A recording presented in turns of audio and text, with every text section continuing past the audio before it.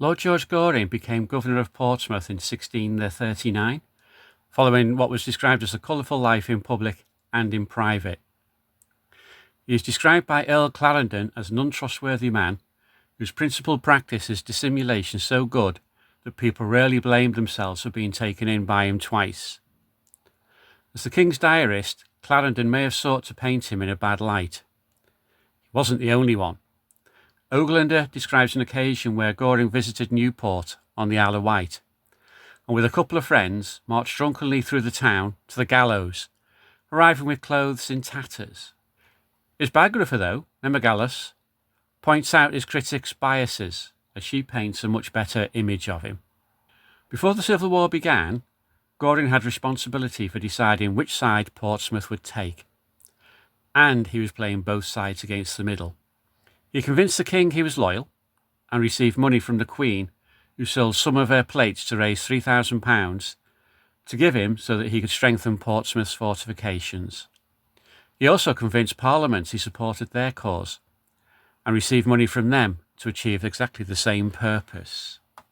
His true position became clear when he declared for the king on the 2nd of August 1642, annoying the king in the process, who was planning to raise his standard at York and get the Civil War off to its official start.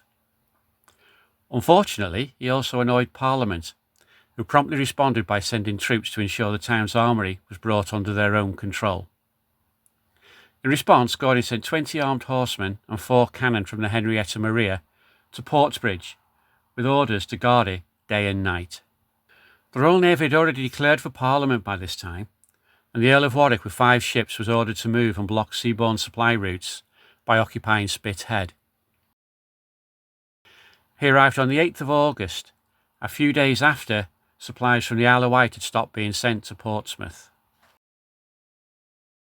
By 10th of August, Sir William Waller arrived and began occupying Portsdown Hill, intercepting Royalist supporters as they sought to get food and weapons to Goring. Eventually, Waller's troops were locking the only bridge onto Portsea Island, and Goring subsequently removed the 4 guns guarding the bridge and took them back to Portsmouth. One of the 4 cannon broke a wheel and was abandoned. That left a dozen or so men with pistols to guard Portsbridge itself, blocking parliamentary troops from getting onto the island. A messenger from the king did get through, bringing a letter advising the king was sending reinforcements and other help. The garrison increased by 500 men the day after this news arrived. And Goring wasn't in any way abandoned by his supporters. Arms and ammunition were sent, and Bishop Curl of Winchester sent 5 fully armed horsemen. However, all of these efforts were intercepted by the besieging forces. With land and sea supply routes blocked, Goring sent troops out to take food and animals from all around the island. This wasn't a friendly action. His troops took everything, even half-eaten loaves, leaving the inhabitants to starve. Owners of animals were obliged to take their animals into Portsmouth, where their animals were confiscated and their owners promptly pressed into the defence of the town. The Earl of Warwick responded by sending part of his blocking force to the northeast of Portsea Island, and landed a couple of his ship's guns. These held off the plundering horsemen while women and children were taken off, along with 200 sheep and 100 cattle. The cattle had ropes tied around their horse, forcing them to swim after the boats as they made their way to Hayling Island. At around 6 p.m. on the 12th of August, the very heavy rain that persisted for the last couple of days came to an end, and 20 parliamentarians crossed Portsbridge, unsure of what they were going to meet. In a short time, they had captured 1 man out of the 8-man guard. The rest had run away. They also captured 1 horse, its rider having jumped from his horse and ran away through the hedges. Parliament had now secured the whole of Portsea Island and set a guard on the bridge. But they hadn't finished fighting to take Portsmouth. Parliament's efforts to block supplies to Portsmouth by land led to the diversion of 125 quarts of wheat en route to Portsmouth. Goring was so enraged by this action that he threatened the bombardment of Gosport with Portsmouth cannon.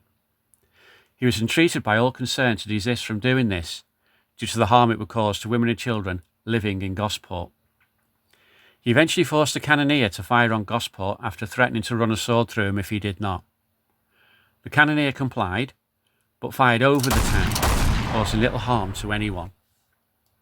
On the 15th of August, a group of captains believed it would be dangerous, but possible, to steal the Henrietta Maria from Portsmouth harbour.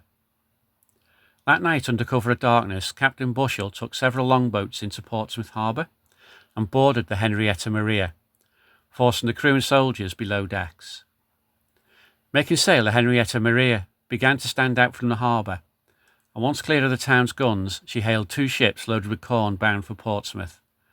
Both struck their colours immediately, and Goring had now just lost the only warship he had in his possession. After a prolonged period of cannon fire from Portsmouth, troops at Gosport set up 2 cannon and hid them behind wooden barriers. They started firing on Portsmouth, particularly against the church because its belfry was being used as a lookout. They did considerable damage. Moving their aim later in the morning, they fired upon the mill. The miller was glad he got out of bed early that morning because the cannon shot hit and shattered his bed. After 2 days of firing, the 2 Gosport cannon had done more damage than Portsmouth 14 cannon had managed to achieve. Throughout all of this, the respected forces weren't idle. Goring sent Lord Wentworth out with around 60 troopers armed with guns and bullets to recover the abandoned ship's gun. A parliamentary horse trooper got between the gun and Portsmouth, firing on Wentworth's troops. The ship's gun was nevertheless recovered. On the same day, Colonel Norton took troops close to Portsmouth, aiming to capture the mill that was grinding corn for the town's garrison. One of his number lost his hat, another lost his sword, and a few cannon shot came their way, but caused very little harm. On another day, Goring had sent a troop of horse out to harass Waller, but was soundly repulsed and chased back to Portsmouth by a Scotsman, who continued fighting through the gates and into Portsmouth itself, when the gates were closed behind him, making him a prisoner.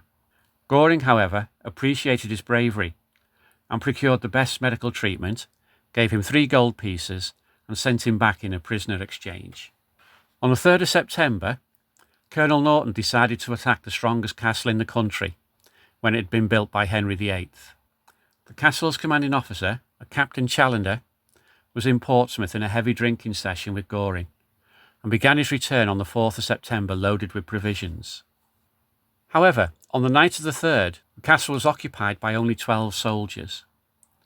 Norton attacked with 400 troops, carrying 20 or 30 scaling ladders. The guns at Gosport started a diversion cannonade at around 2 a.m, killing a couple of the town's occupants. By 3 a.m, Norton had got between the castle and the sea, whilst all the castle's guns faced inland. Major Harbert, Captain Bushell, and a trumpeter approached the gate and moat, sounding for a parley, offering fair quarter to the garrison. When the castle's governor, still drunk, procrastinated, the parliamentarian troops scaled the walls and took the castle without loss of life. Chalander now shared drinks with his captors and requested they fired a couple of shots towards Portsmouth to indicate the castle had been taken. Goring responded with heavy cannonade to the castle, reaching the drawbridge, though causing no harm.